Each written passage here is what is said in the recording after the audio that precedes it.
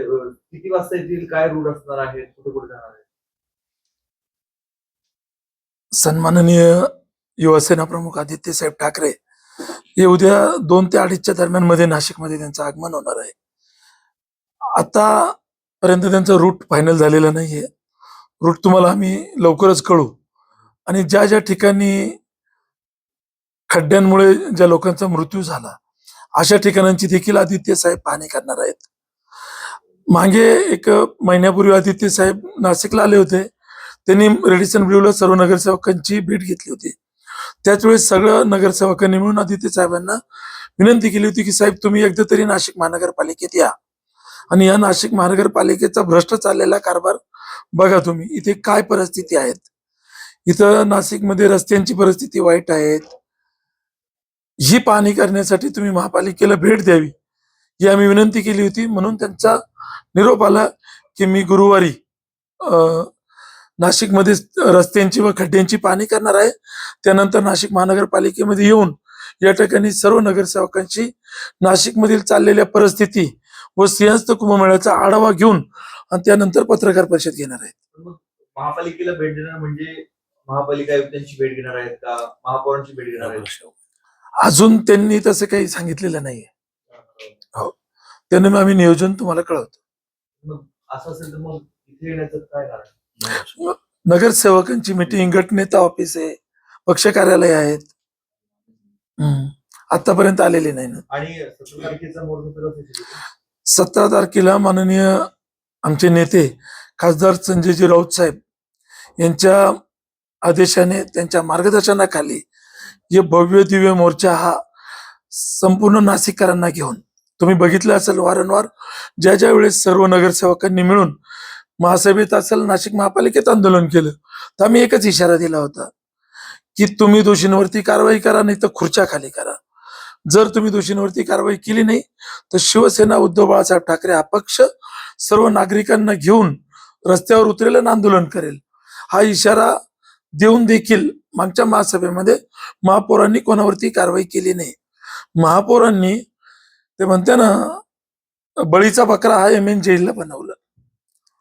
काही गरज नसताना एम एन जैलवरती कारवाई दाखवली, जी महापौरांच्या अधिकारात देखील येत नाही. तुम्ही बघू शकता सर्वजण नाशिकमध्ये ज्या ज्या ठिकाणी एम एन जैलनी खोदलंय त्या रस्त्याच्या कडेला खोदलं जातं. आणि जे मध्ये रस्त्याच्या मध्ये खड्डे पडले हे सगळं खोदकाम जे कोणी केलं असेल ते नाशिक महानगरपालिकेने केलं आहे. यांनी मुख्यमंत्र्यांची देखील दिशाभूल केली. यांनी मुख्यमंत्र्यांना देखील चुकीचा मेसेज दिलाय, महापौर असेल, आयुक्त असेल. म्हणून आम्ही जो इशारा दिला होता त्यानंतर राऊत साहेबांनी आम्हाला मुंबईला बोलून घेतलं आणि सांगितलं की तुम्ही जोरदार मोर्चाची तयारी करा, संघटना रस्त्यावरती उतरेल. आणि त्यानुसार काल आमचे संपर्क उपनेते रवींद्रजी मिर्लेकर साहेब, आमचे शिवसेनेचे उपनेते दत्ताजी नाना गायकवाड, आमचे जिल्हा प्रमुख डी जी भाऊ सूर्यवंशी आणि महानगर प्रमुख प्रथमेशजी गीते या सर्वांच्या मार्गदर्शनाखाली एक शालिमार कार्यालय येथे सर्व नाशिक शहराच्या पदाधिकाऱ्यांची बैठक झाली. त्याच्यात रूपरेषा ठरली आहे की शालिमार कार्यालय येथून 11 वाजता हा मोर्चाला सुरुवात होणार आहे. राऊत साहेबांच्या नेतृत्वाखाली तो धडक मोर्चा हा राजीव गांधी भवनच्या गेट समोर येणार आहे. हो, राऊत साहेब मार्गदर्शन करणार आहेत. कुंभमेळ्याच्या गिरीश भाऊंनीच तो प्रकार बघितला, स्वतः उघडकीस आला. बघा, जेव्हा विरोधक आरोप करताना की कुंभमेळ्यामध्ये प्रचंड असा भ्रष्टाचार चालू आहे, तर त्यावेळेस सत्ताधारी म्हणतात की बघा हे प्रत्येक गोष्टीला विरोध करता. मागे गिरीश भाऊंची स्टेटमेंट होती ज्यावेळेस आमचे राऊत साहेब बोलले की हे कुंभमेळ्याला विरोध करता. म्हणजे ज्यावेळेस यांच्यावरती एखादी गोष्ट येते का ते लगेच हिंदुत्वाकडे जाता किंवा तुम्ही कुंभमेळ्याला विरोध करता असं म्हणता. ह्या वर्क ऑर्डर ज्या झाल्या या खूप जुन्या आहे. हा खूप मोठा भ्रष्टाचार कुंभमेळ्याच्या कामांमध्ये झालाय. तुम्ही मागचा कुंभमेळा जर बघितला असेल 12 वर्षापूर्वीचा, तर तो 5,000 कोटीमध्ये झालेला आहे. 5,000 कोटीमध्ये झालेला कुंभमेळा हा महाराष्ट्र नवनिर्माण सेनेच्या काळात झाला होता, आदरणीय राजसाहेब यांच्या मार्गदर्शनाखाली. तेव्हा 5,000 कोटीमध्ये काम झालं. आज 35,000 कोटी देऊन देखील कामं झालेले नाहीये.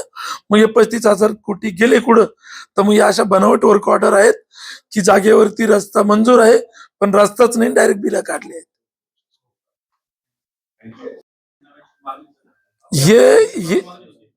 हे महापौरांचं अपयश आहे, भारतीय जनता पार्टीचं अपयश आहे की 7च महिन्यामध्ये त्यांचं महापौर हटाव ही मोहीम चालू झाली. याच्यावरून ओळखा की हे कुंभमेळा सक्सेस करू शकत नाही, यांच्याकडनं कुंभमेळ्याचे कामं होणार नाही.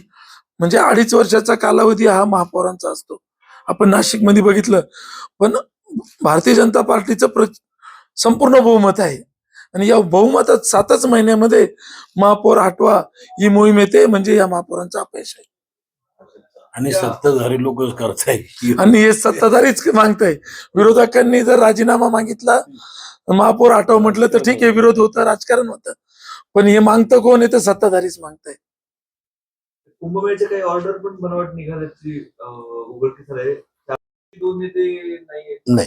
आदरणीय आदित्य साहेब याच्या अगोदर देखील या संदर्भामध्ये आपल्याला माहिती आहे का, आपण त्या ठिकाणी बातमी लावली होती की त्यांना केवळ ते नाशिक शहरात येतं असं नाही. आपण बघितलं असेल मुंबई आणि आजूबाजूच्या शहरामध्ये ज्या ज्या ठिकाणी आपल्या शहरासारखी अवस्था झालेली आहे, त्या ठिकाणी स्वतः आदित्य साहेब पाहणी करताय. आणि ते पाहणी म्हणून ते 13 तारखेला म्हणजे उद्या येत आहे, पाहणी करणार आणि ते सांगितलं की या ठिकाणी मोर्चा झाला पाहिजे, अशापर्यंत आदेश देणार. तो मोर्चा कसा असावा, काय असावा, याच्यासाठी सुद्धा ते आम्हाला आदेश करणार आहे. सध्या किती वाजता येतील?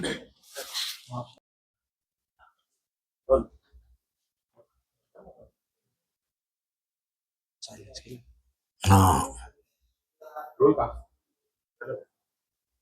उद्याचं काय प्लॅनिंग आहे नेमकं? आदित्य साहेब येत आहेत नाशिक दौऱ्यावरती, कशासाठी येत आहेत आणि नेमकं कशासाठी हा दौरा आहे?